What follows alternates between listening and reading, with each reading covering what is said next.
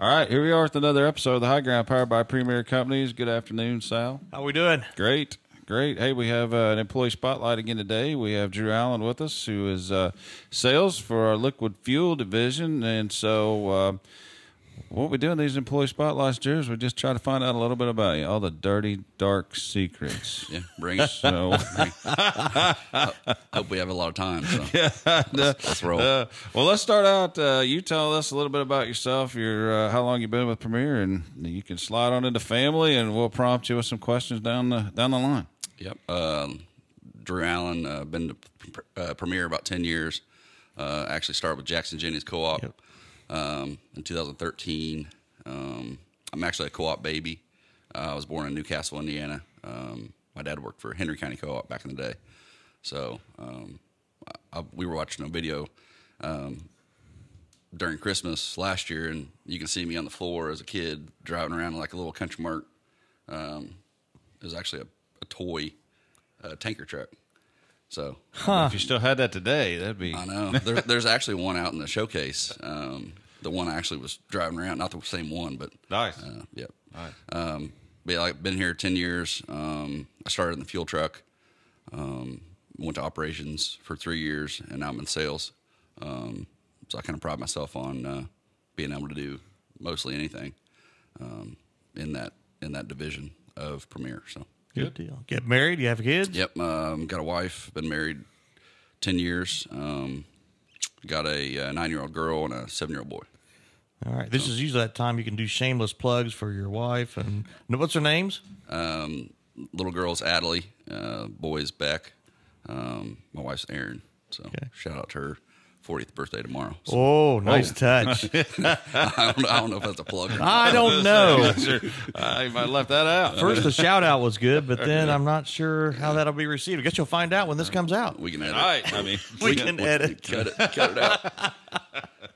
So. That's great. That's good. So, hobbies outside of this place? I grew up playing sports. Basketball fan, football fan. I'm not going to say who. Because I already messed up with my wife's birthday, so I'll leave that out. Hunter, outdoorsman, anything outside I like to do. You got a deer yet this year? I've not. I've got neighborhood deer, but I'm letting them live. So. Oh, yeah, it's hard to shoot those in the yard, isn't it? Yeah. Well, I mean, you can. It's easier. If they're big enough, I will. But mainly a turkey hunter. So, in the fuel truck in the fall. You're kind of busy, so I kind of gave that up with being so busy. So I basically chose turkey hunting in the spring, because in the spring when it rains, you can get out of the fuel truck and turkey hunt a little bit. Just pop up the blind and off you go. Yep. Very good. So you're in a fuel truck as a driver. Tell a little bit about what that involves. The country mark system's a little different. It's kind of cool. You're a sales rep, so I was a direct customer. So, I mean, the customer needed something, they call me direct instead of the office. There was still customers that call in the office, but you had that personal touch on the customer. It was really rewarding because you're out and about every day talking to people, putting your face kind of on the company. Taking the fuel to on a route kind of, and to the farm or to the equipment, wherever that's. Yep. I mean, I basically would wake up, plan my day, and I'd manage my day and take care of all my customers and associate with them. And it's a really rewarding job. On the trucks, do they just have diesel or do they have gas also? You mainly have either 4 or 5 compartments. So it's pretty challenging because you need to know what to load it the right way, run efficient. So, I mean, if you got a gas customer, you got to plan so much gas and so much diesel. So it's a challenge, but it's worth it. So, as a salesman at this point in time, what territory do you run? Where do you cover? We've been transitioning through some buyouts and mergers. So we're kind of an open area right now. I mainly work basically Seymour South. I go into Kentucky a little bit, but we're just kind of figuring out. I mean, all these acquisitions and mergers and stuff. We're just trying to feel it out and move around and just make sure stuff's working. Yeah, we've had a lot of coworkers here in the last year, so trying to trying to get new roles and new territories, and there's plenty of work for everyone, isn't there? And that's what's cool about our team is, I mean, I think everybody's willing to go anywhere and work together. I mean, if you got a connection somewhere and it's going to benefit the company, let's roll with it instead of drawing the line in the sand and say, no, you can't cross here or there. We just want to do what's best with the customer and get them taken care of. Perfect. You had an interesting term, Drew, a co-op baby. I haven't heard that one yet. We got military brats, that's a term. But so when did you know you made the right choice with Premier Ag? I mean, I came from law enforcement, so I've got a degree in law enforcement. I did that for 3 years. I started in the jail as a jailer. And I was gonna let it go, but I couldn't. I couldn't. Yeah. I think I did the slowest blink I ever did. I was like, Oh, did you? I started after I did my time and got it. I knew it was, I knew it was right when I started in the jail. No, I started as It was all up from there. Exactly. I started as a jailer, worked myself up in that, became a road officer, wanted to start a family, kind of wanted to do a transition. I had my background, family and co-op, so just took a whim. Actually took a propane job in Salem, where Sal's from. Did a little ag, and then the liquid position came up, so I took that, and then I kind of knew how it was for me is when, I mean, like as a police officer, I mean, it benefited me starting low and working your way up, and that progression. And then when I started in the fuel truck, I'd hoped I became successful in it, and then there was more opportunities. And I would say the opportunities of that kind of sparked me. It was like, all right, I'm in the right spot. That's awesome. So I can do a little bit of everything. So that's kind of when I knew, just the opportunities of the co-op system. What's been a success or a proud moment that sticks out in your mind with Premier? I've been fortunate to win a couple awards. Employee of the Year for Jackson Jennings, and then the petroleum sales rep through the Countrymark system. So I've got a couple of those. So that's a proud moment. I mean, I pride myself on a company man. I mean, if Premier needs me to go to Kentucky, I'll go to Kentucky. If they need me to go to Ohio, I'll go to Ohio.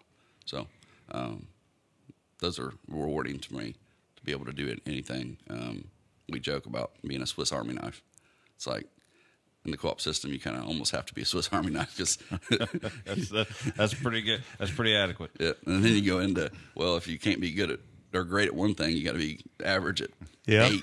So I don't know if that's a compliment to myself or what, but that's all I'm going to say on that matter. So, other than this podcast, what's been some of your most challenging? What's some of the most challenging? Oh, Drew got lots of time to prepare for this, by the way. I saw Drew up there at the coffee pot, and I was like, "Hey, you in the office today? You look like a great. You look like a great candidate." Yeah. No, so, what's some of the more challenging things about your day?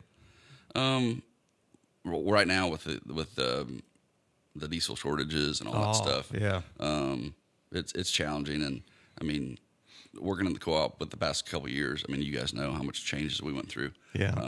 It just seems like it's a 4 to 6 month period of, all right, divide and conquer. It's a challenge. So, I mean, I've been here 10 years and started with Jackson Jennings, went to Sin Energy, back to Jackson Jennings, and then Premier. And then we just had this latest one with White River.